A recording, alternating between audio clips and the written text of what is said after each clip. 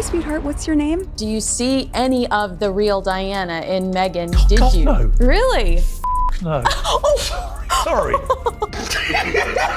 This story doesn't start with a baby. It starts with a lie the world was told to believe. For years, Meghan Markle sold the fantasy of the flawless modern duchess, polished, progressive, glowing through a so-called miracle pregnancy that was supposed to symbolize everything the monarchy wasn't. But now, that fantasy is cracking, and the man twisting the knife is the one she tried hardest to erase, Piers Morgan. He didn't come back whispering. He came back armed, and this time he says he has receipts that could detonate one of the most explosive royal scandals of the decade. For years, Meghan Markle sold the world an image, graceful, independent, glowing, the Duchess rewriting royal history with the perfect pregnancy narrative. But behind the smiles, behind the photo ops, cracks were already forming. And Piers Morgan, Britain's most unapologetic royal antagonist, wasn't buying it. With that unmistakable smirk, he resurfaced waving what he claims is new evidence, not gossip, not whispers, but proof that threatens to shatter Meghan's carefully curated image once and for all. Piers didn't just reopen an old wound, he ripped the bandage off and poured salt straight into it. According to him, this isn't recycled tabloid nonsense. This is something bigger, something messier, something that refuses to stay buried. Are there any fans of Meghan Markle in tonight?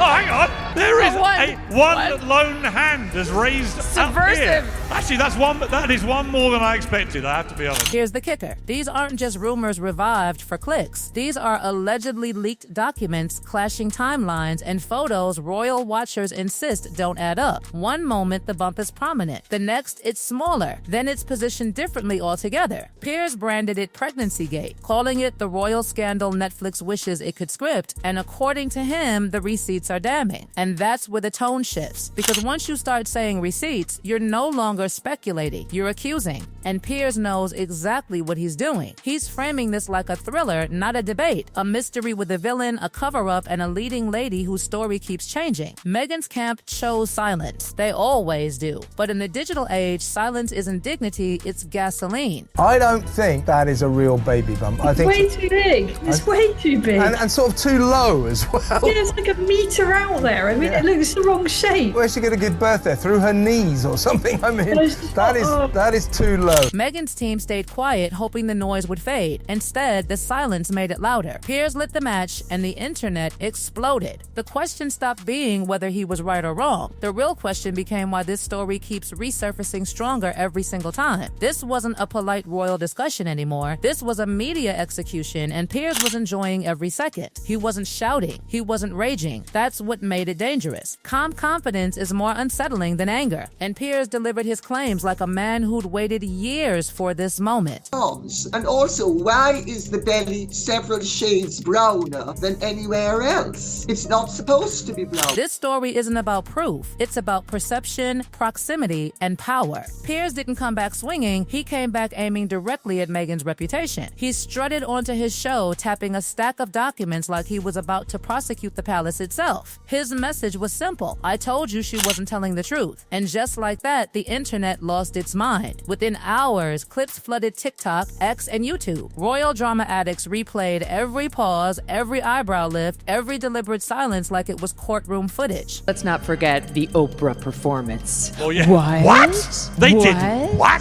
These people? What? I mean, There's a conversation with you With Harry, about how dark your baby is going to be? potentially, and what that would mean or look like. Ooh, how dark your baby was going it was to be? ridiculous. Even people who despised Piers had to admit he knew exactly how to cause chaos. He framed it as setting the record straight, but let's be honest, this was entertainment warfare dressed up as journalism. He wasn't rushing, he was savoring it. And whether the evidence was airtight or not didn't even matter anymore. The damage was already done. And then came the obsession. What started as curiosity turned into digital hysteria. Meghan's baby bump, once celebrated, became Britain's most scrutinized silhouette. Remember, Meghan actually refused to use the hospital that was usually used by royals and refused to use all of the normal medical staff. And there was all of the weirdness over the timing of the birth of art. Side-by-side images exploded exploded online. One day, the bump looked full and round. Days later, it appeared smaller, higher, or nearly gone beneath the coat. Social media didn't need tabloids, it did the math itself. Piers replayed clips like he was decoding a conspiracy, pointing out how Meghan cradled the bump constantly. To fans, it was affection. To critics, it looked like performance. Hashtags like Bumpgate and Royal Illusion ignited overnight. Defenders blamed lighting, angles, fabric, timing. But the internet had already chosen its narrative. Silence sealed it. Then the story took a darker turn. Meghan had once painted a serene vision, a peaceful home birth at Frogmore Cottage. Candles, calm, a Martin Duchess rewriting tradition. But when the time came, that plan vanished without explanation.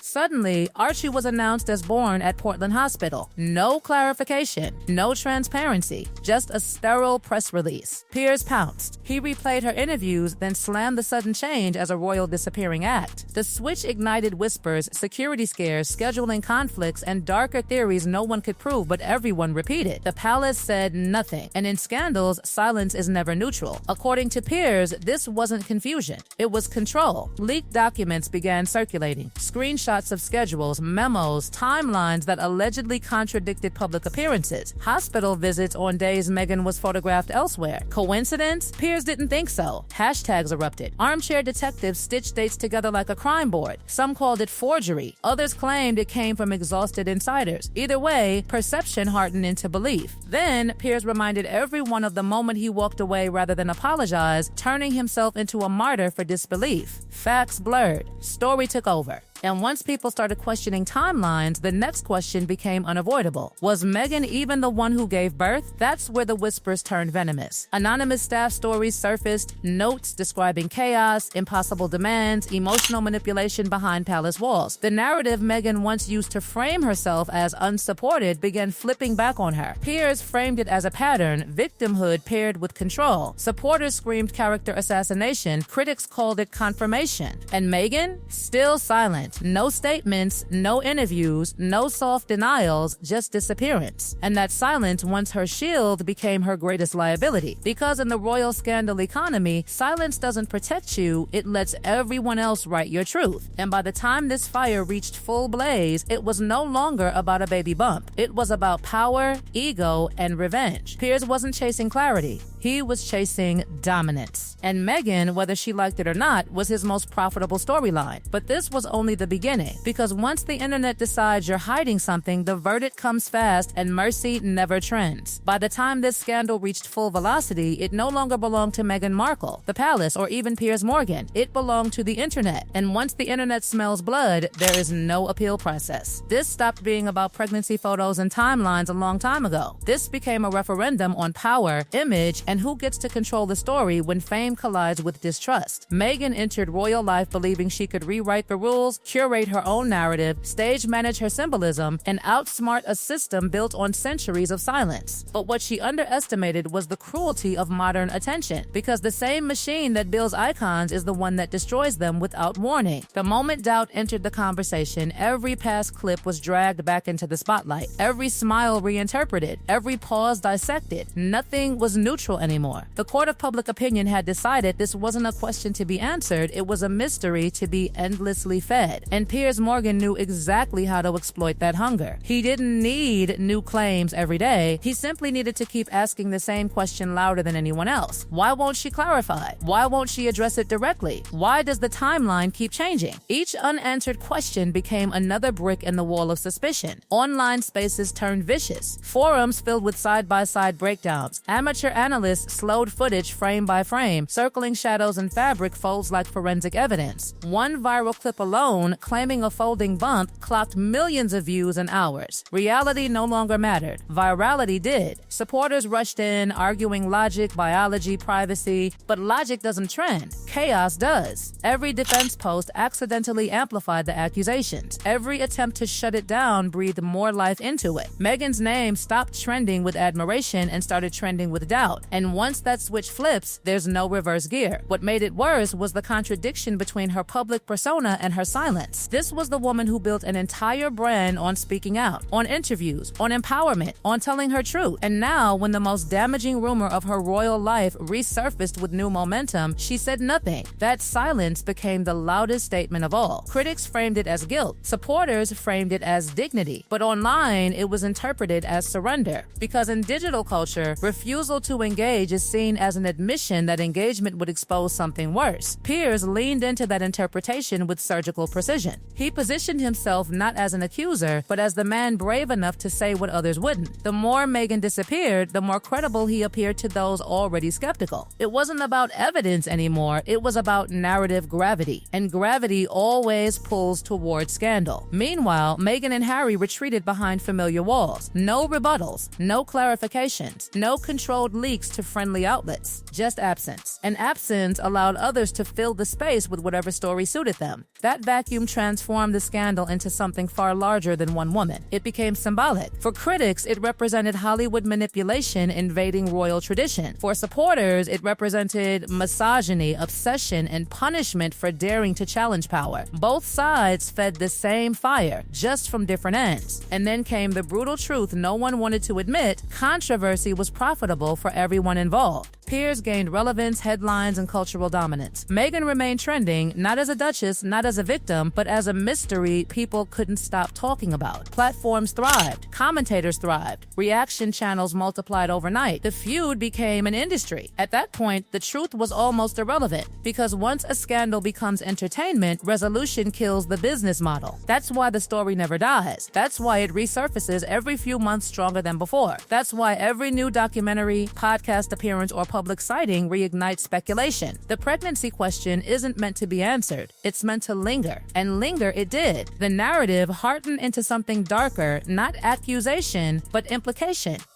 The kind that never directly claims anything but leaves just enough space for imagination to do the damage. The most dangerous kind of scandal, because it can't be disproven without engagement, and engagement only fuels it. Meghan became trapped in a paradox of modern fame. Speak and you validate the rumor. Stay silent and you confirm suspicion. Either way, the story grows. Piers understood that better than anyone. He framed the entire saga as a morality play: truth versus illusion, authenticity versus performance. He didn't need to win legally.